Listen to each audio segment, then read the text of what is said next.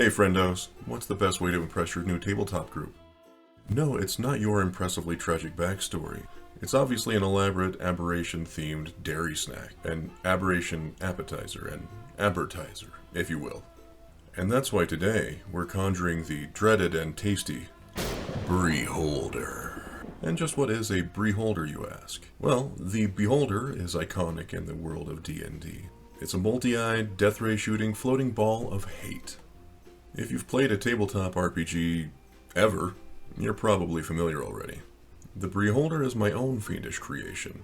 A soft, French cheese-packed, bacon-coated ball of deliciousness, not for the faint of heart, nor the intolerant of lactose. The recipe is in the description below, so check that out. And so, without further ado, let us perform the ritual and summon the Brieholder.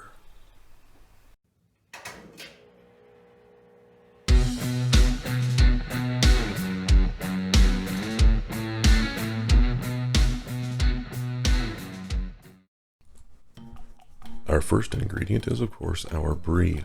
I used a nice double cream Brie. That's about 12 and a half ounces worth. I like to keep it refrigerated. It makes it easier to trim. I then cut it in thirds. Remove the outer rind.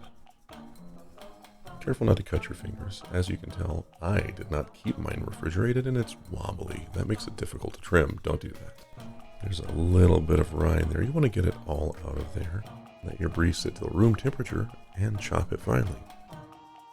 Now we're going to grab a bowl and put in 16 ounces of cream cheese. That's 2 whole things of cream cheese. And we're going to add our Brie. Now we're going to add in our chives. I get mine at the local supermarket. And I chop them very finely using not very fine chef knife techniques. And that got me about a quarter cup. We'll take our rosemary and we'll begin pulling the leaves off the stems. I like to pinch the end of the sprig and pull backwards along the stem. Make sure to get all of the little crappy wooden parts out of there. See, look at that. Get the fuck out of there. This yielded about 1/8 of a cup of chopped rosemary. Now that our cheeses have reached a comfortable room temperature, we're going to begin to add our herbs, chives, rosemary. We're going to mix by hand until silky smooth. Look at that. Now we're going to put that back in the refrigerator for about 45 minutes while we begin to prepare our bacon.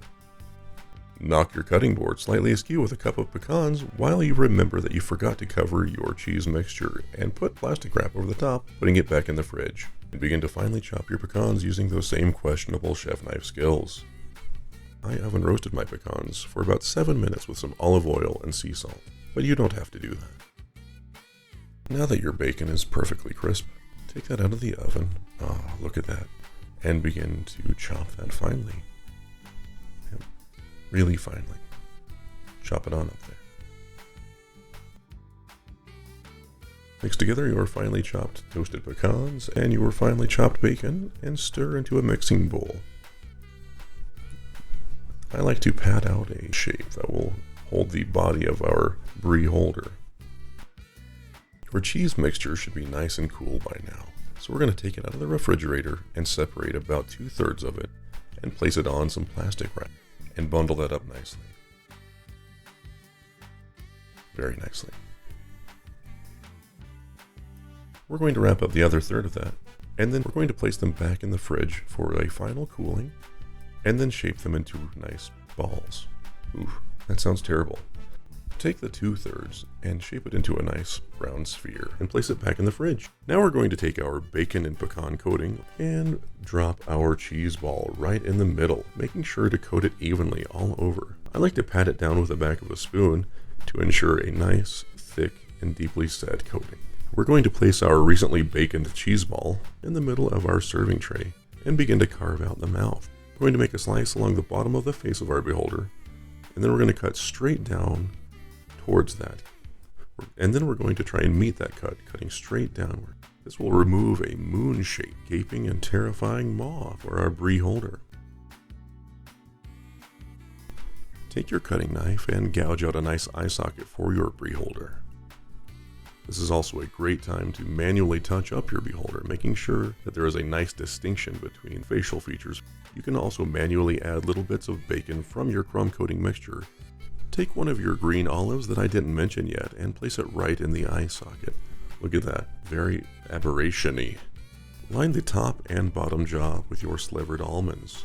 I used about a tablespoon here, but you may need more or less depending on how toothy you need your Brieholder. Time for some final touch-ups, and we're going to take the remaining third of our cheese mixture and make finger-shaped extensions for our eye stalks, and we're going to roll those in our bacon crumb mixture. We're going to arrange the eye stalks around the top of the head of the Brieholder and pop a green olive eyeball in each one. Look at that! Ominous, terrifying, tasty. And there you have it. You can serve your Brieholder with crackers, or, if you want to be a little extra, Wizards of the Toast.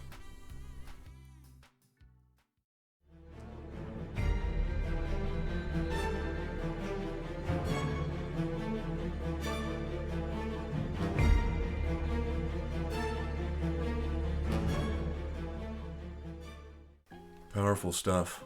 Really chilling. Hey, thanks so much for watching. There are many more fun and nerdy videos right around the corner. If you like that kind of thing, please make sure to like and subscribe to my channel. And, if you want, post your favorite game night snack in the comments below.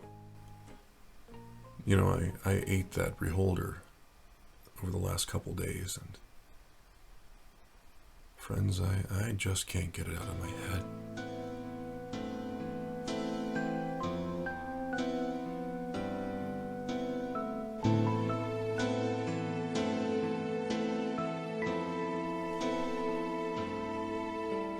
I just begun to chew a couple bites, but in my dreams I've eaten you 1,000 times.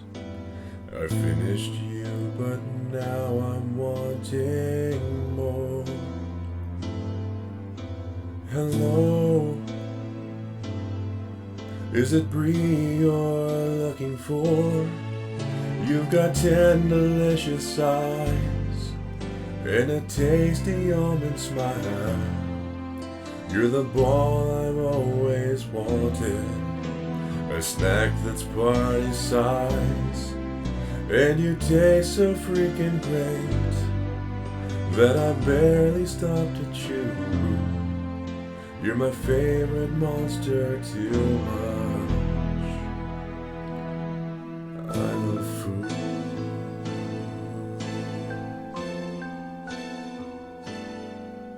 Yummy food.